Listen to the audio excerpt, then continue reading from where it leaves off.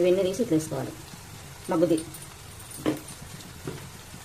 అలాగే మనకు తగినంత కారం ముందే వేసాను కదా ఫ్రెండ్స్. దొడ్డుప్పు, లైట్గా ఉప్పు, కొంచెం ధనియాల పొడి, కొంచెం జీలకర్ర పొడి, ధనియాల పొడి, జీలకర్ర పొడి వేసినాం కదా. ఇవన్నీ ఒక 2-3 నిమిషాలు మూత పెట్టుకుందాం. టమాటా అనేది మంచిగా మగ్గుద్ది. ఓకేనా? చూడండి మంచిగా ఉడుకుతుంది. ఇప్పుడు కలుపుతాం. కొంచెం మెత్తపడాలి మన టమాటా, మధ్యలో వేస్తేనే తొందరగా ఇదైతే.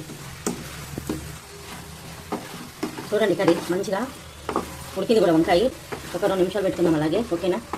మూత పెట్టుకొని మగ్గ పెడదాం. వంకాయ కూర అయిపోయింది ఫ్రెండ్స్. వచ్చేసి కొత్తిమీర కలుపుకొని దింపేసుకోవడమే. ఓకేనా? సరే కానీ ఫ్రెండ్స్, వంకాయ కూర మీలో ఎంతమందికి ఇష్టం అనేది కామెంట్ బాక్స్లో కామెంట్ పెట్టండి. ఓకేనా ఫ్రెండ్స్? Okay friends, bye.